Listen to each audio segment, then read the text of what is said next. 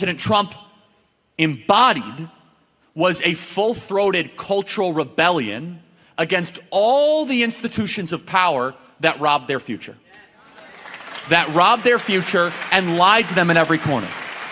And what we were able to do alongside the Trump campaign at Turning Point USA and Turning Point Action is make the case that the next generation deserves the same country that your parents had.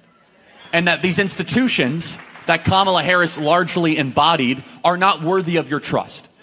That it is not worthy of your trust. The very same people that want to go spend $300 billion on a war in Ukraine while we're being invaded on our southern border should not be taken seriously when they want to continue to ask for more of our tax money. They should not be taken seriously.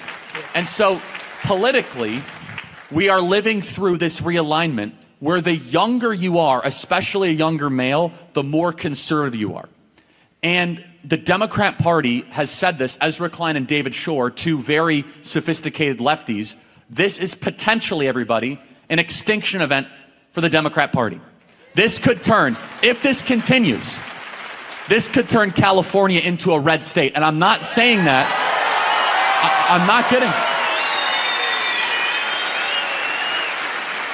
If you think about it, we have done pretty well in elections the last 20 or 30 years under the idea that the younger you are, the more liberal you are, and the older you are, the more conservative you are.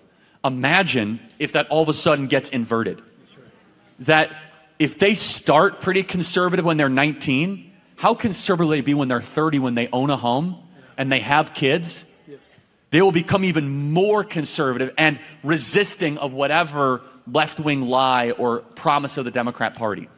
And so to play this out even further, when we now are visiting these college campuses, we are noticing that especially young men are gravitating towards this broader cultural realignment, but it is at its core spiritual.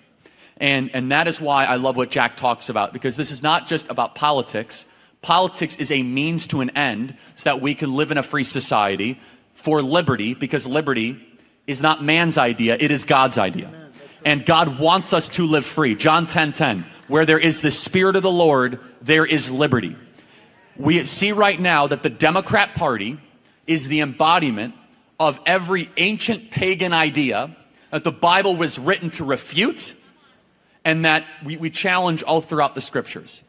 Christianity believes in all of the ideas that we are espousing on these college campuses. And so my message right now is that I think we are on the precipice of a national revival led primarily by young people. And you know what happened in Costa Mesa, as you mentioned. It is bottom up. It is the kids that lead these national revivals. Right. But here is my fear.